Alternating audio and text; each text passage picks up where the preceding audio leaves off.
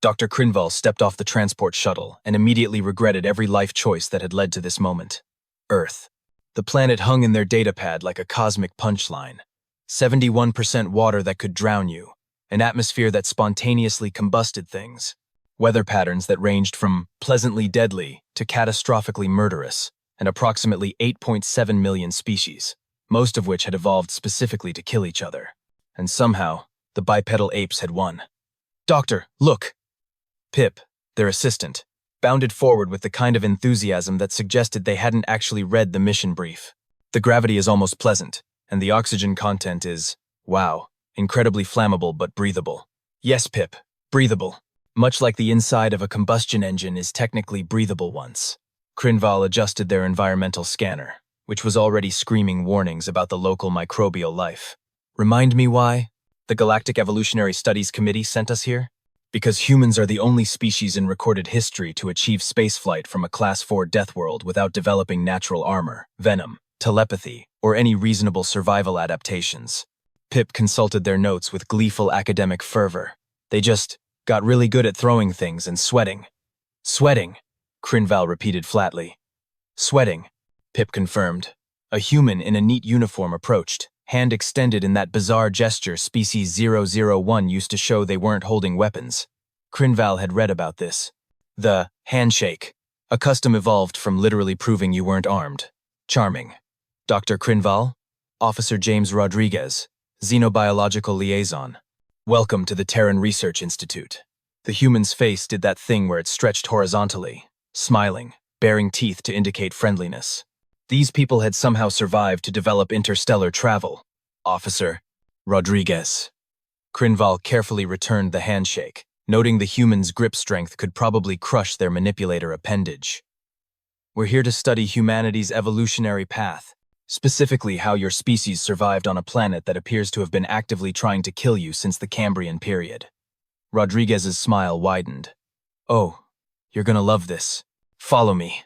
I've prepared a whole presentation," Pip whispered as they walked through the facility. "Doctor, is it normal for the dominant species to look so squishy?" Crinval observed Rodriguez's completely unarmored back, their thin skin visible at the neck, their organs presumably just sitting there in a barely protected torso cavity. "No, Pip, no, it is not. This was going to be a very long assignment." The conference room was aggressively beige, which Crinval supposed was better than aggressively hostile, the apparent theme of everything else on this planet. Rodriguez dimmed the lights with obvious pride. "So, I've put together a comprehensive overview of human-animal relationships throughout our history. I think you'll find it enlightening." Crinval activated their recording device. "Finally, some actual science, predator-prey dynamics, successful evasion tactics, the development of sophisticated hunting strategies that allowed soft, clawless apes to compete with apex predators." The first slide appeared. It was a human child, approximately 0.8 meters tall, hugging what Crinval's scanner identified as a Canis lupus familiaris. A wolf. A domesticated wolf, apparently, but their evolutionary database was very clear on this point. Wolves were pack-hunting carnivores with bite forces capable of crushing bone, that had literally evolved to take down prey significantly larger than themselves, and the child had its face pressed against one. "This is my nephew with his dog, Buster," Rodriguez said cheerfully. "Golden retriever. Great with kids." "I'm sorry," Crinval said slowly. "Great with children? The wolf is great with your offspring?" "Well, yeah. Dogs have been humanity's best friends for like 30,000 years. We domesticated them from wolves. Now they live in our homes, sleep in our beds. We buy them birthday presents." "You give the predators gifts," Crinval said. "On their birthdays, yes." Pip was taking enthusiastic notes. Crinval was questioning whether their translator was malfunctioning. Rodriguez advanced to the next slide. A different human, this one adult-sized, lying on a horizontal rest platform, a couch. Crinval's database supplied absolutely covered in small, furry quadrupeds. "Cats," Rodriguez explained. "Felis catus. We also domesticated them, though honestly, they probably domesticated us. Apex mousers, incredibly efficient hunters, retractable claws, and we just let them live with us." "This person has six obligate carnivores," Crinval said, "in their dwelling." "Oh, that's nothing. My aunt has 12. She's a cat lady." "That's a classification?" more of a lifestyle choice. The next slide showed a human in water, which already seemed like a terrible idea given that humans weren't aquatic. Alongside a creature Crinval's scanner was identifying with increasing alarm. Carcharodon carcharias. Crinval read off their datapad. Great white shark. Apex predator. Over 300 teeth arranged in multiple rows. Bite force of Good Galactic Council, 18,000 newtons. Oh yeah, cage diving with great whites is a huge tourist thing, Rodriguez said. Super popular. People pay good money for it. Pay, money, to be in close proximity, to a perfect killing machine. Well, you're in a cage, Rodriguez said, as if that explained anything. And without the cage? Crinval asked. Rodriguez shrugged. Some people free dive with them too, for the thrill, you know? Pip raised a manipulator. Officer Rodriguez, question, do humans have a word for this behavior? Which behavior? Deliberately seeking out creatures that could kill you for entertainment purposes? Rodriguez thought about it. Extreme sports? Adventure tourism? Australia? That last one is a word for a behavior? Crinval asked. It's more of a place where the behavior is culturally required. Crinval looked at their assistant. Pip looked back. Neither of them said anything, because what was there to say? Rodriguez pulled up the next slide, beaming. Okay, so now let's talk about reptile ownership. No, Crinval said. No, I need a moment to process that humans voluntarily enter water with sharks. Oh, we also swim with dolphins, orcas, whale sharks, sometimes regular whales. Please stop helping, Crinval muttered. Rodriguez smiled and advanced to the next slide anyway. It was a snake, a very large snake, wrapped around a human. This is going to be a very long presentation, isn't it? Crinval asked. I've got 73 more slides, Rodriguez confirmed. Pip leaned over. Doctor, I'm starting to think the humans didn't survive Earth's ecosystem. No, I think they just refused to acknowledge it was trying to kill them. Crinval stared at the image of the human casually wearing a constrictor as an accessory. That's actually the most scientifically sound hypothesis I've heard all day. Rodriguez advanced to the next slide with the confidence of someone who had never questioned their species' collective sanity.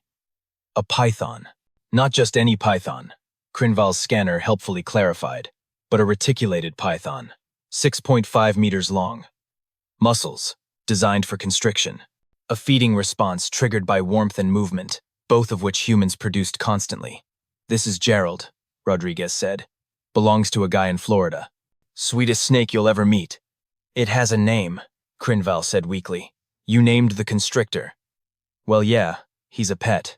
You don't just have an unnamed snake. That'd be weird. Pip's note-taking had devolved into frantic. Scribbling. Officer Rodriguez, query.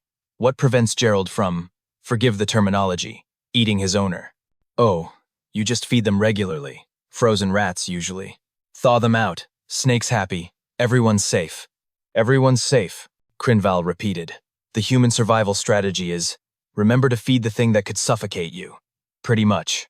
Rodriguez clicked to the next image. Now, this is where it gets really interesting.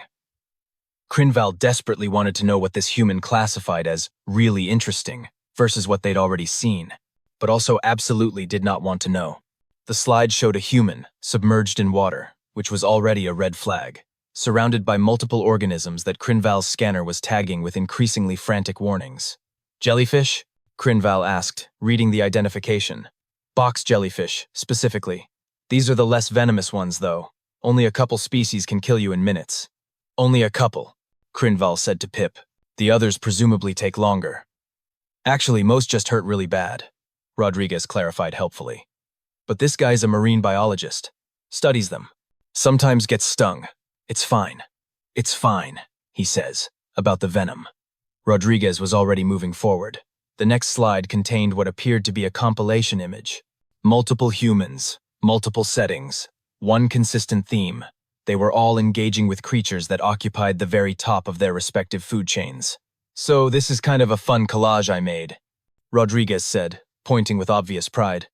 Top left, that's a grizzly bear sanctuary in Montana. Humans raise orphaned cubs, release them when they're ready. Top right, that's a woman who runs a big cat rescue. Lions, tigers, leopards. Bottom left, Australian saltwater crocodile conservation. Bottom right, that's actually my cousin with his pet tarantula. Crinval's eye stalks drooped. Your genetic relative voluntarily cohabits with an arachnid. She's very docile. The tarantula, I mean. My cousin's kind of high-strung. I cannot imagine why, Crinval muttered. Pip leaned forward, squinting at the image. Doctor, the human appears to be, allowing the spider to walk on their appendage. Their hand. The spider is on their hand. I see that, Pip. Voluntarily. Yes, Pip. Why? Rodriguez fielded this one. Some people just like spiders. They're great pest control. Most species aren't dangerous to humans, and they're actually pretty cute once you get to know them. Cute, Crinval said. The ambush predator with 8 legs and venom glands is cute. I mean, look at those little eyes. Rodriguez zoomed in on the tarantula's face. Crinval looked. 8 obsidian spheres of evolutionary murder stared back. Adorable, Rodriguez insisted. The next slide showed what Crinval's database identified as a horse.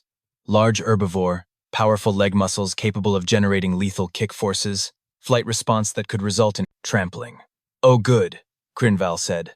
A slide that won't cause my cardiovascular system to fail. Yeah, horses are pretty chill, Rodriguez agreed. We domesticated them around 6,000 years ago. Use them for transportation, agriculture, sport, companionship. Companionship, Crinval repeated. With the creature that could cave in your thorax with a single kick. Well, you train them. Build trust. My daughter does equestrian jumping. She and her horse, Buttercup, have been together for 3 years. Buttercup, Crinval said flatly. You named the potential trampling hazard Buttercup. It's a flower, Rodriguez explained, as if that clarified anything. The next image showed a small human, definitely juvenile, sitting atop the horse. At speed, jumping over obstacles. Your offspring, Crinval said carefully, rides on top of the large herbivore. At velocity, over barriers. It's a sport, very popular. Been around for centuries. Pip made a strangled sound. Officer. Rodriguez, I must ask, at any point in human history, did anyone suggest that perhaps these activities were inadvisable? Oh, sure, all the time. We just ignore them. Rodriguez smiled. Next slide's gonna blow your mind. Crinval did not want their mind blown. Their mind was already showing signs of structural damage. The image appeared, a human in water again, because apparently humans had a death wish specifically involving aquatic environments. But this time, they were surrounded by orcas. Rodriguez announced, killer whales, apex predators of the ocean, super intelligent, hunt in coordinated pods, can take down great whites, and we swim with them. Free dive, sometimes. There are tour companies. Tour companies, Crinval echoed. For swimming with the apex predators. Yep. The one's called, and I'm reading this directly off my scanner, killer whales. Well, they don't actually kill humans, Rodriguez said. In the wild, anyway. Never been a recorded fatality. In the wild, Crinval emphasized. Captivity's complicated. We don't do that anymore. Learned our lesson. What lesson? That keeping large, intelligent predators in small enclosures makes them unhappy. Rodriguez said this as if it were a profound revelation, and not blindingly obvious to every other sapient species in the galaxy. The next slide was somehow worse. It showed a facility, clearly human-built, filled with Crinval checked their scanner 3 times, filled with domesticated felines. Cat Cafe, Rodriguez said proudly. You pay to sit in a room full of cats, drink coffee, pet cats, maybe adopt one. Super relaxing. You have commercial establishments, Crinval said slowly, where the business model is proximity to small predators. The purring is very therapeutic. The what? Purring. Cats make this vibrating sound when they're happy. Studies show it lowers human blood pressure, reduces stress. Pip's manipulators were shaking. Let me understand this correctly. The predators produce a sound. That makes humans calmer. Exactly. And humans seek this out. We pay for it. Yeah. Crinval pulled up their species database, scrolled to humanity's entry, and began typing rapidly in the notes section. Pip peered over. Doctor, what are you writing? Possible explanations for human survival, Crinval muttered. Current theory. Earth's predators were so confused by human behavior that they gave up trying to eat them out of sheer bewilderment. Rodriguez advanced to the next slide. Okay, so now we get into the really fun stuff. Extreme animal sports. The what? Crinval said. Bull riding, alligator wrestling, running with the bulls in Spain, that sort of thing. The slide showed a human on top of a bucking bovine, which was already insane. But the next image showed a human in shallow water, deliberately grappling with what the scanner identified as an American alligator. Why? Crinval said. It wasn't really a question. It was more of a existential plea to the universe. For fun, mostly. Sometimes for sport. Sometimes because it's Tuesday and you're in Florida and there's an alligator in your pool. That happens? More than you'd think. Rodriguez clicked through several more slides in rapid succession. Humans rock climbing with mountain goats. Humans scuba diving in caves with octopi. Humans hang gliding with eagles. Humans doing something called shark fishing, where they caught the sharks and then, inexplicably, released them. Catch and release, Rodriguez explained. We tag them for research, then let them go. You capture the apex predator, Crinval said. Study it, and then free it back into the water where it can continue being an apex predator. Conservation is important. Conservation, Crinval repeated numbly. You're conserving the things that eat you. Well, they're part of the ecosystem. We nearly hunted a lot of species to extinction before we figured out that was bad. Now we're trying to fix it. Pip looked at Crinval. Doctor, I think I need to sit down. You are sitting down, Pip. Then I need to sit down more. Rodriguez pulled up another slide. This one showed a human-dwelling interior, and inside, arranged in glass enclosures, were approximately 15 different species of reptile. This is a herp enthusiast, Rodriguez said. That's short for herpetology, the study of reptiles and amphibians. Some people just really love them, keep them as pets. This guy has snakes, lizards, a couple of tortoises, some frogs, gives them all names, celebrates their birthdays. Multiple birthday celebrations, Crinval said. For the cold-blooded organisms, they're part of the family, Rodriguez said simply. And that, Crinval realized with creeping horror, was the core of it. These humans didn't just tolerate Earth's lethal fauna. They didn't just coexist with it. They invited it into their homes, gave it names, celebrated its existence, formed emotional bonds with creatures that by any reasonable evolutionary logic should be their natural enemies. Officer Rodriguez, Crinval said carefully, does humanity have any natural predators? Currently, I mean? Rodriguez thought about it. Not really. We kind of outcompeted them all, or befriended them, sometimes both. Both, Crinval said. Wolves used to hunt us. Now they're dogs. Bears used to be threats.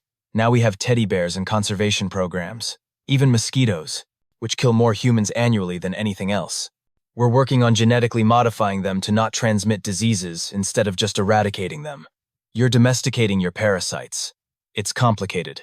Crinval looked at the 73 slide counter. They were on slide 28. Officer Rodriguez, Crinval said. I think we need to take a brief recess. Sure thing. There's a cafeteria on the second floor. Fair warning, though. Someone usually brings their dog to work on Tuesdays. Of course they do, Crinval muttered. As they left the conference room, Pip whispered, Doctor, I have a theory. I'm listening, Pip. What if humans didn't evolve on Earth at all? What if they're an invasive species that just refused to acknowledge the danger and somehow made it work through sheer obstinacy? Crinval considered this. Pip, that's the most logical explanation I've heard all day, and it's completely insane. Welcome to Earth, Doctor. I want to go home, Pip. We haven't even gotten to the field trip yet. Crinval's eye stalks drooped further. There's a field trip? Pip consulted their itinerary. Something called a petting zoo. What's a petting zoo? I don't know, but based on everything we've learned so far, I'm terrified to find out. Crinval pulled up the translator, hoping they'd misunderstood the term. They had not. A petting zoo was exactly what it sounded like. I need to update my will, Crinval muttered. You don't have a will, Doctor. I'm going to write one, right now, on this datapad. Before we go to the place where humans let their children touch the fauna, Rodriguez called after them cheerfully. Meet back here in 20 minutes, then we'll head out to the zoo. It's feeding time for the bears. Crinval typed faster. The petting zoo was located 30 minutes outside the research facility, which gave Crinval precisely 30 minutes to contemplate their life choices and wonder if it was too late to transfer to a different research assignment. Perhaps something safe, like studying the plasma storms of Vector 9 or the carnivorous flora of Thessia Prime. You're gonna love this place, Rodriguez said from the driver's seat of the ground transport vehicle. It's family-owned, been around for 40 years. Great safety record. Great safety record, Crinval repeated. Meaning what exactly? Only minor maulings? Meaning no maulings at all, actually. These are all domesticated animals. Totally safe. Pip pressed their face against the window. Doctor, there are juvenile humans everywhere. Indeed, as they pulled into the facility's parking area, Crinval observed approximately 24 small humans, ranging from barely ambulatory to nearly adult-sized, running around with the kind of reckless abandon that suggested they had no concept of mortality, which, given human evolutionary history, might actually be accurate. Rodriguez led them through the entrance, past a wooden sign that read, "Happy Hooves Farm, where animals and families come together." That phrasing is ominous, Crinval muttered. It's wholesome, Rodriguez corrected. On this planet, I'm not convinced there's a difference. The first enclosure contained what Crinval's scanner identified as goats, Capra egagrus harcus, horned herbivores with a notorious climbing ability and, according to the database, a propensity for aggressive headbutting. A small human, no more than 0.6 meters tall, was inside the enclosure, surrounded by 6 goats, feeding them from their hand. That child, Crinval said slowly, is inside the enclosure, with the horned quadrupeds. That could headbutt them. Oh, the goats here are super friendly, Rodriguez said. You can go in if you want. They love attention. I will not be going in, Crinval said firmly. I'll go in, Pip said, already moving toward the gate. Pip, no. But Pip was already inside, and a goat approximately the same size as them was approaching with what Crinval could only describe as aggressive curiosity. The goat sniffed Pip's manipulator, then, inexplicably, nuzzled against them. Pip made a sound that their translator converted to delighted squeaking. Doctor! Doctor! It's so soft and warm, and it's making friendly contact. Pip, please extract yourself before. Another goat arrived, then another. Within moments, Pip was surrounded by goats, all apparently competing for their attention. They like you, Rodriguez observed. Must be the pheromones. Or they think you're a weird-looking human. A small human child approached Crinval, holding something in a paper container. Do you want to feed the goats? It's fun. Crinval looked down at the child, who couldn't have been more than 4 standard years old, offering them food pellets with the casual confidence of someone who had never considered that the universe might be dangerous. I appreciate the offer, small human, but I will observe from here. Okay. The child skipped away, completely unbothered, and proceeded to let a goat eat directly from their palm. Rodriguez chuckled. Kids love this place. Good for teaching them responsibility, empathy, respect for animals. And what does it teach the animals? Crinval asked. That humans have food and are generally harmless, Rodriguez said. Win-win. They moved to the next enclosure. Larger animals this time. Crinval's scanner took a moment to process, then delivered its assessment. Equus cabalis, horses. 3 of them, each easily 10 times the mass of a human child. And yet, there were 5 human children inside, brushing them. Those juveniles are in physical contact with animals that could kill them with a single kick, Crinval observed. Yeah, but they won't, Rodriguez said. These horses are trained for this. They're used to kids. See how calm they are? One of the horses lowered its head, and a small girl wrapped her arms around its neck in what humans called a hug. The horse stood perfectly still. Your species domesticated an animal powerful enough to crush you, Crinval said, and then taught your offspring to embrace it. Well, when you say it like that, it sounds weird. It is weird, Officer Rodriguez.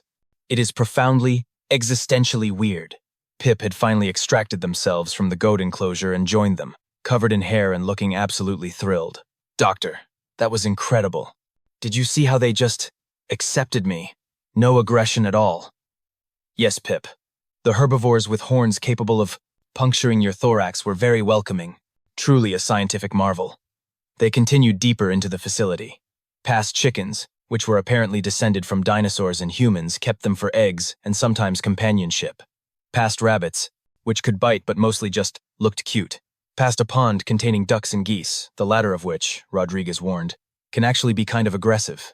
Finally, Crinval said, a reasonable safety warning.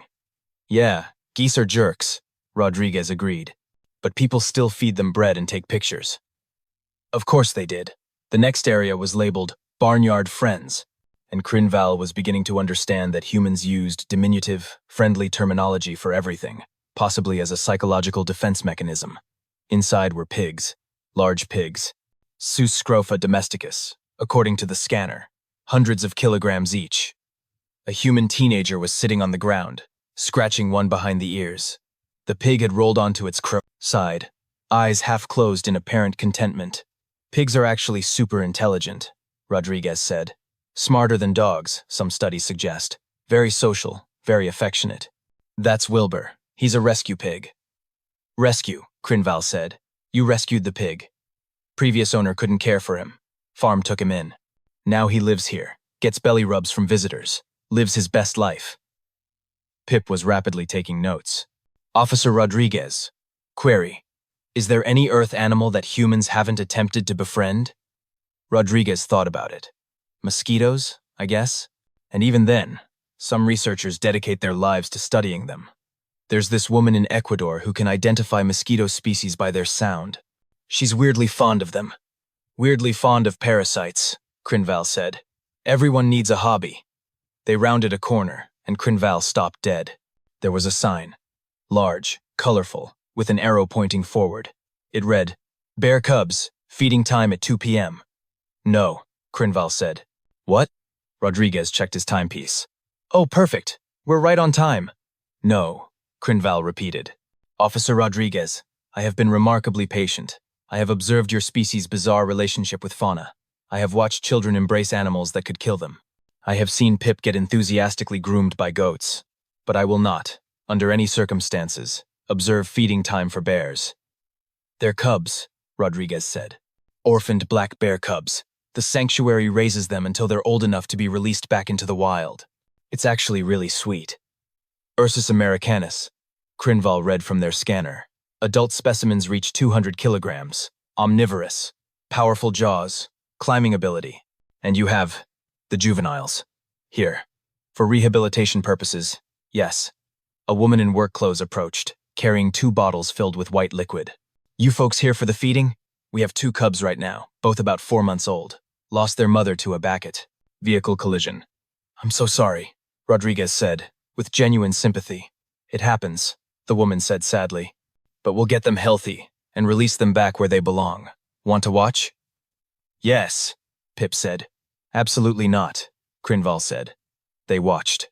The woman entered a secure enclosure, and 2 small bears, each about the size of a large dog, bounded toward her with obvious excitement. She sat down, and they climbed into her lap. Her lap. She fed them from the bottles, and they drank eagerly, paws wrapped around the containers, making small, contented sounds. Oh, my galactic council, Pip whispered. Doctor, look at their little faces. I'm looking, Pip. I'm looking at juvenile apex predators being bottle-fed like babies, Rodriguez supplied. Because they are babies, and they're orphans. And humans can't stand seeing orphaned babies, even if they're going to grow up to be 300-pound omnivores. One of the cubs finished its bottle and climbed up to close, rest its head on the woman's shoulder. She patted it gently, murmuring something in soothing tones. We'll have them for about 8 more months, she explained, noticing the observers. Then they'll go through soft release, where we teach them to forage and hunt, and eventually they'll return to the wild. We track them for a few years to make sure they're adjusting. You invest approximately 1 year of resources, Crinval said slowly, into raising predators, teaching them survival skills, and then releasing them back into an environment where they will continue being predators. They're endangered in some regions, the woman said. We're trying to boost population numbers. Plus, it's the right thing to do. They didn't ask to lose their mom. The right thing to do, Crinval repeated. For the bears. Of course, Rodriguez smiled. Told you it was sweet. They left the bear enclosure, Crinval in a state of mild shock, Pip still cooing over the cub's adorable paws and fuzzy ears. The final stop was a small barn, and Crinval approached with the weary resignation of someone who had abandoned all hope of understanding. Inside, a human woman sat on a hay bale, surrounded by 3 enormous canines. That's Karen, Rodriguez said. She volunteers here on weekends. Those are her dogs. Malamutes, I think? Alaskan Malamutes, the woman confirmed, overhearing them. She was holding what appeared to be a beverage and a datapad, completely relaxed despite being surrounded by animals that, according to Crinval's scanner, weighed nearly as much as she did. Beautiful animals, Rodriguez said. Thanks. This is Bear, that's Moose, and the little one is Tiny. Tiny was approximately 70 kilograms. I also have 2 cats at home, a parrot and a tarantula, Karen continued pleasantly. The tarantula is named Henry. He's got his own enclosure, but sometimes I take him out to handle him. Good for keeping him socialized. Socialized, Crinval said weakly. The spider. Oh yeah, they need interaction, otherwise they get stressed. Well, Henry does, anyway. He's always been more social than my previous tarantula. Previous, Crinval said. You've had multiple spiders. 3 over the years. Henry's my favorite, though. He's very gentle. One of the dogs, Bear, approached Crinval and sat down, tail wagging. He wants you to pet him, Karen said. I don't think... Go ahead. He's friendly. Crinval reached out one manipulator, carefully, and touched the top of the canine's head. The fur was soft, warm. The dog leaned into the contact, making a pleased sound. Despite everything, despite every survival instinct screaming at them, Crinval found the interaction pleasant. There you go, Karen said. See? Dogs are great judges of character. He likes you. Pip had already moved to pet the other 2 dogs, who accepted the attention with enthusiasm. Officer Rodriguez, Crinval said quietly, I need to ask you something, and I need you to be honest. Of course. At any point in human history, did anyone at all, stop and think that maybe, just maybe, befriending everything that could kill you was a poor evolutionary strategy? Rodriguez considered this seriously. Oh yeah, definitely. Lots of people, throughout history. We called them boring and ignored them. Boring, Crinval said. Life's too short not to make friends, Rodriguez said. Even if those friends have teeth and claws and could theoretically end you. We figured out pretty early that most animals don't want to hurt us if we don't hurt them. And the ones that do, well, we work on understanding why and fixing the problem. By befriending them. Usually, yeah. Crinval looked around the barn. At the dogs, tails wagging. At Pip, absolutely delighted by the animal contact. At Karen, casually mentioning her spider named Henry like it was the most normal thing in the universe. We're doomed, Crinval muttered. The galaxy is doomed. Humans are going to befriend everything. Every species, every creature. They're going to show up on hostile worlds, and within a generation they'll have domesticated the local megafauna and be throwing birthday parties for them. Is that a bad thing? Rodriguez asked. I don't know, Crinval admitted, but it's definitely going to be interesting. As they walked back to the transport, Pip said, Doctor, can we stop by a pet store on the way back? Why? I think I want a cat. Crinval looked at their assistant. Pip, we're not even from this planet. We leave in 3 days. I'll get the paperwork sorted out. Interspecies pet transport regulations are surprisingly accommodating. Of course they are, Crinval said, because humans have already figured out how to take their predators with them wherever they go. Rodriguez just smiled. Back at the research facility, Crinval sat in their assigned quarters, staring at a blank report form on their datapad. The cursor blinked mockingly. They'd been staring at it for 47 minutes. How did one explain this to the Galactic Evolutionary Studies Committee? How did one convey, in academic language, that humanity had somehow survived by aggressively making friends with everything that should have eaten them? Crinval started typing. Initial observations suggest that Homo sapiens achieved dominance not through traditional evolutionary advantages such as natural weaponry, armor plating, or chemical defenses, but rather through, they deleted it. Tried again. Human survival strategy appears predicated on the psychological manipulation of predator species through consistent food provision and physical affection, resulting in deleted. Humans are insane and I don't know how they're alive. Deleted. A knock on the door. Rodriguez entered, carrying a beverage container and what appeared to be a small, flat object in a frame. Thought you might want some coffee, he said, setting the container down. And I wanted to show you this family photo from last month. Crinval looked at the image. Rodriguez stood with 3 smaller humans, presumably his offspring, and a female human, likely his mate. Standard enough. They were surrounded by animals. That's my wife, Linda. Kids are Jamie, Alex, and little Carlos. The dogs are Buster and Rocket. Cat's name is Chairman Meow. The fish tank isn't visible, but we have 12 fish. Oh, and my daughter's hamster, Princess Sparkles, was at the vet that day. You have, let me count, 16 animals living in your dwelling, Crinval said. 17. Linda's got a gecko in her office. His name's Gordon. Gordon the gecko. Alliteration. Makes it memorable. Crinval set down the photo carefully. Officer Rodriguez, I need to ask you something. And please understand I'm asking from a place of genuine scientific curiosity and not judgment. Shoot. Why do humans insist on keeping animals in their living spaces? You have advanced technology, climate control, entertainment systems, automated food preparation. You don't need animals for survival. You don't need them for labor anymore. Most of them require significant resources, time, and care. Some of them can, as we've established, kill you. So why? Rodriguez sat down, cradling his coffee. You really want to know? I'm writing a report that may influence galactic policy on human integration. Yes, I really want to know. Because they make us better, Rodriguez said simply. Dogs teach us about loyalty. Cats teach us about boundaries and consent.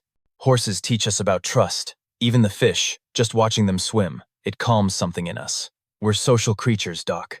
We bond. And we don't just bond with each other. We bond with anything that'll let us. But the danger is minimal if you respect the animal. That's the key. We don't try to dominate them anymore. Not like we used to. We partner with them, learn their language, understand their needs. And yeah, sometimes it goes wrong. Sometimes people get hurt. But most of the time, it goes right. And when it does, when you lock eyes with a dog and realize they love you as much as you love them, or when a horse trusts you enough to let you ride them, or when a cat chooses your lap out of everywhere else they could be. He paused. It's connection, Doc. Pure connection. And humans need that like we need oxygen. Crinval was quiet for a moment. That's actually beautiful. Insane, but beautiful. Thanks. Rodriguez stood. Anyway, I'll let you work on your report. Fair warning, though. Tomorrow we're touring a marine rehabilitation center. Seals, sea lions, maybe a dolphin if we're lucky. Of course you are, Crinval muttered. After Rodriguez left, Crinval tried the report again. Got 3 sentences in before another knock interrupted them. Pip entered, and Crinval did a double take. Pip, why are you covered in fur? I went back to the petting zoo. Karen let me spend more time with the dogs. Doctor, did you know they play? Like, they have toys and they bring them to you and you throw them and they retrieve them and it's delightful. Pip, we're supposed to be conducting objective scientific research. I am. I'm researching human-animal bonding through direct observation. Also, I filled out adoption papers for a cat. You what? A cat. His name is Mr. Whiskers. Well, that's his shelter name. I'm going to call him Professor Fluffington. He's orange, Doctor. Orange. And when I held him, he made that sound. The purring sound. My cardiac rhythm decreased by 14%. Pip, you've been on this planet for less than 1 standard cycle, and you've already been domesticated by Earth fauna. I prefer to think of it as cultural integration, Pip said cheerfully. Oh, and Officer Rodriguez gave me these. They held up a packet of images, photos of dogs in costumes. Look at this one, Doctor. It's a corgi dressed as a hot dog. A corgi. Dressed as a hot dog. The animal is wearing clothing that makes it resemble food. Crinval looked at the image. The small canine stared back from inside a bun-shaped costume, tongue hanging out, looking absurdly pleased with itself. Why? Crinval said. Why would humans do this? Rodriguez says it's because they think it's cute and funny. Apparently there are entire competitions for pet costumes. And holidays where humans dress their animals up. There's one called Halloween where children dress as monsters and pets dress as literally anything. I saw a photo of a cat dressed as a shark riding a vacuum cleaner. A cat, dressed as a shark, riding a cleaning device. The internet loved it, according to Rodriguez. Got millions of views. Crinval put their head in their manipulators. The internet, of course, the global information network, used for sharing images of domesticated predators in costumes. Also educational content and scientific journals, Pip added. But yes, predominantly animal photos. Rodriguez showed me the video of a dog meeting a newborn human. The dog was so gentle, Doctor. It knew the tiny human was fragile, and it just sniffed carefully and then lay down next to it like it was guarding it. The predator guarded the vulnerable offspring. Yes, isn't that amazing? Crinval looked at their assistant, who was radiating enthusiasm and still covered in dog hair, and realized with creeping horror that Earth was infectious. You couldn't spend time here without getting drawn into humanity's bizarre, affectionate relationship with their ecosystem. Pip, we need to maintain scientific objectivity. I am being objective.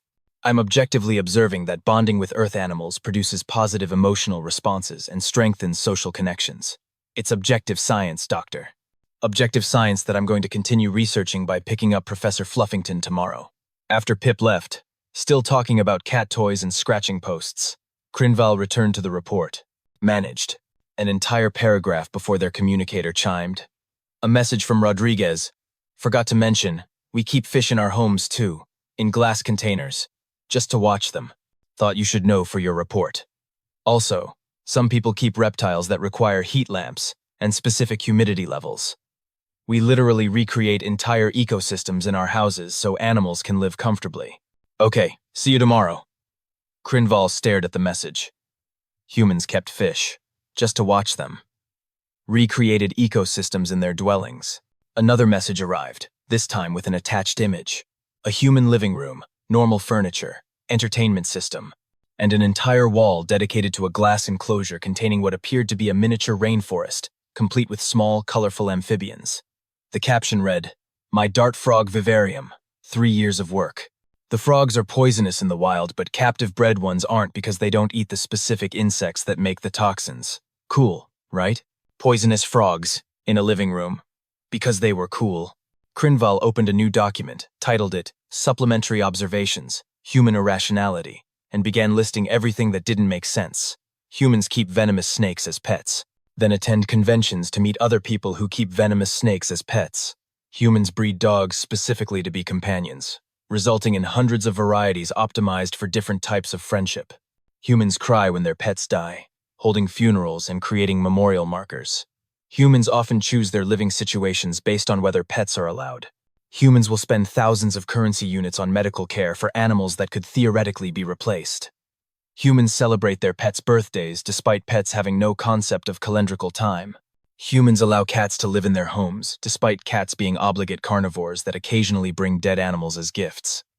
Crinval paused on that last one, looked it up, found an entire human cultural phenomenon of cats, bringing their owners dead rodents, birds, and insects. Humans called this sweet and thoughtful. The predators brought them corpses as presents, and humans found it endearing. Another message from Rodriguez. Oh, also, some humans have emotional support animals, specially trained pets that help with anxiety, depression, PTSD, dogs mostly, but sometimes cats, rabbits, even miniature horses. The animals provide comfort during difficult times. Isn't that neat? Neat. The human word for neat was insufficient for describing a system where domesticated animals served as psychological therapy aids. Crinval added to the list. Humans have integrated animals so thoroughly into their society that the animals now serve medical purposes. A final message from Rodriguez. One more thing, then I'll stop bugging you. Promise. But you asked earlier if humans ever domesticated themselves. We kind of did. We went from tribal groups that fought over resources to global civilizations that cooperate across vast distances. Took thousands of years and we're still working on it. But we applied the same principles we use with animals. Patience, understanding, building trust, finding mutual benefit. We domesticated wolves, horses, cats, birds, fish, reptiles, and yeah, we also domesticated each other. Made companions out of competitors. Same strategy, bigger scale. Food for thought for your report.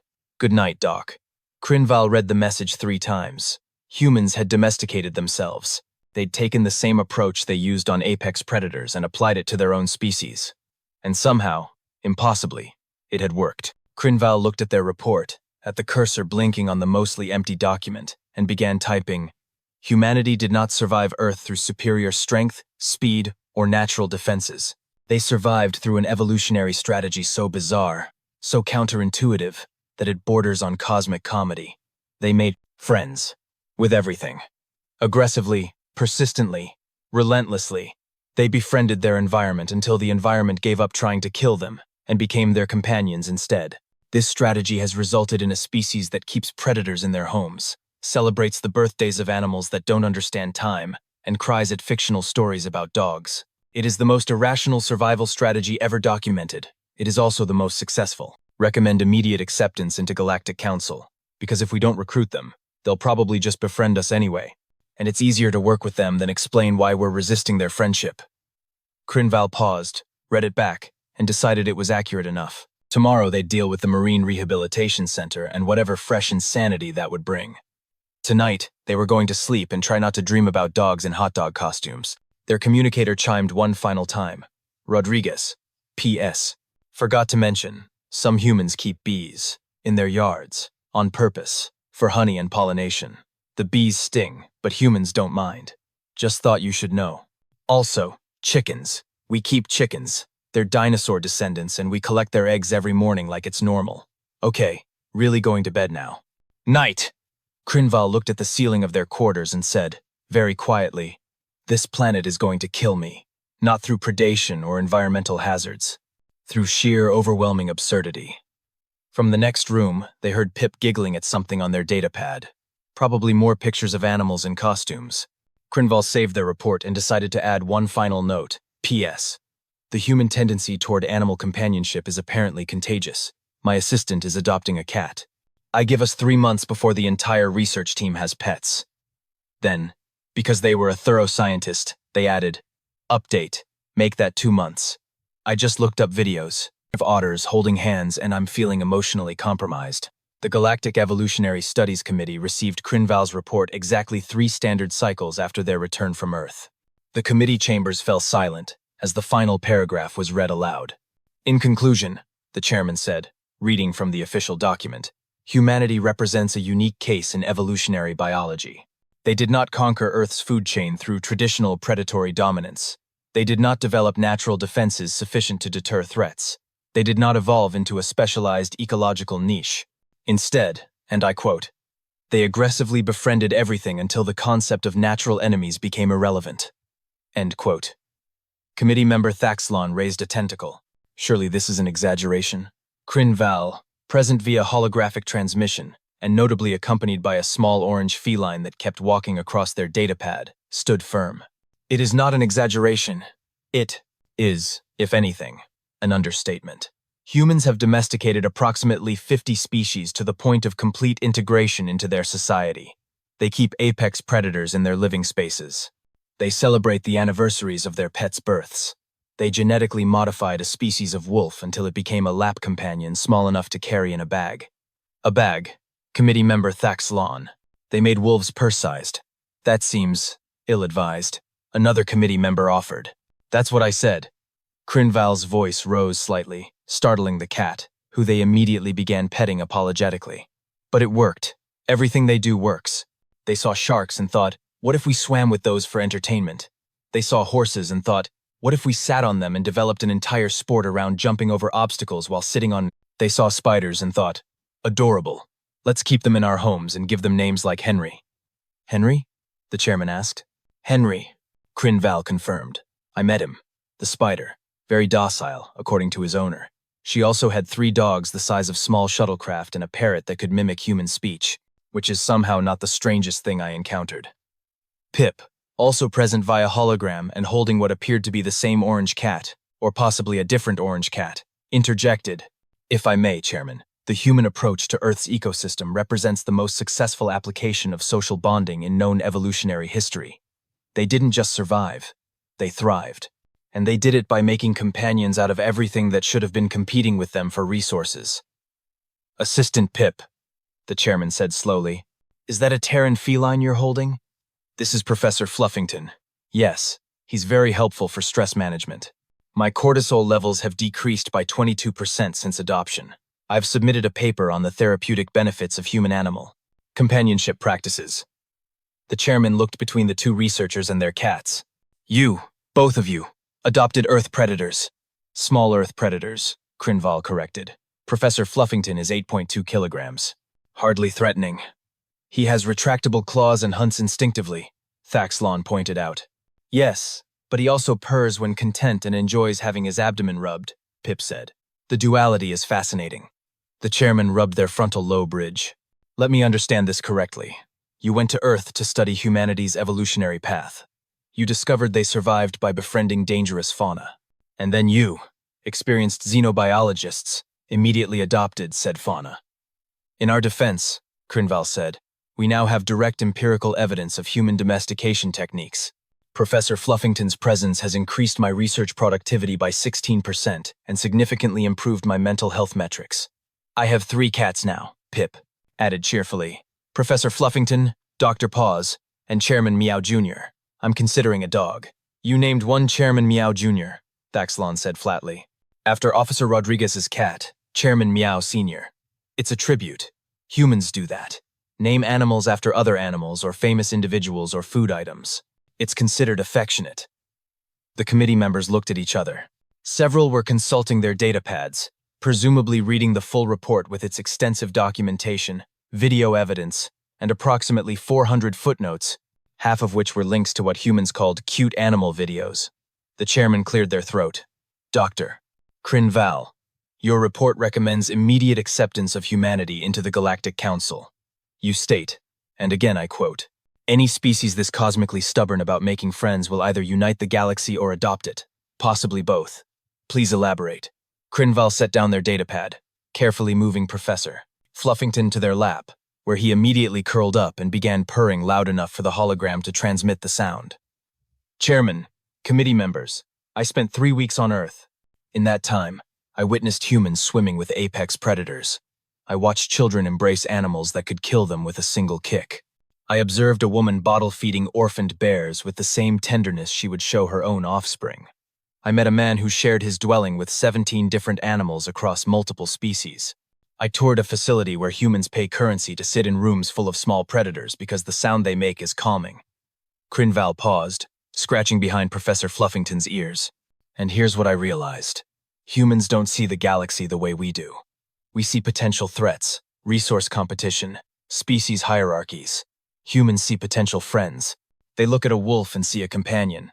They look at a horse and see a partner. They look at a spider and see something worth protecting.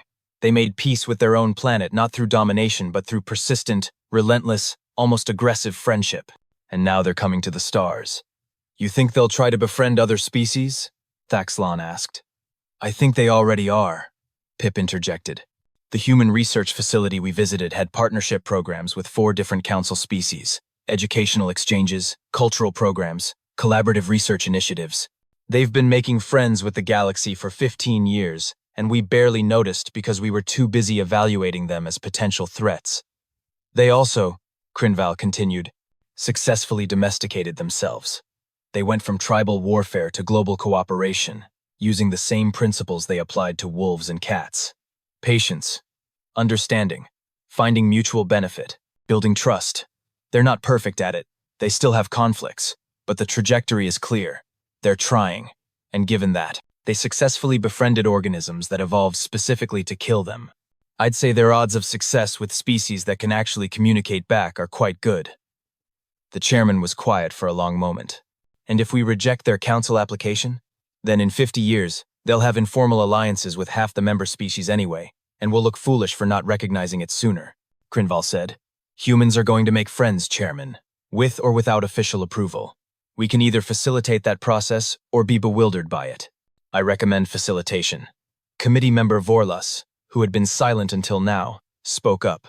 I visited Earth once, 20 years ago, before they achieved faster-than-light travel. A human child gave me a flower. Just walked up and handed it to me. Said it was pretty and thought I might like it. I still have it, pressed and preserved. I didn't understand the gesture at the time. Gift giving, Pip explained. Humans share resources with those they wish to bond with. Flowers, food, small tokens of affection. It's a trust-building exercise. The child was building trust, Vorlas said softly, with an alien species. Because that's what humans do. The chairman looked around the chamber. All those in favor of accepting humanity's application for Galactic Council membership indicate now.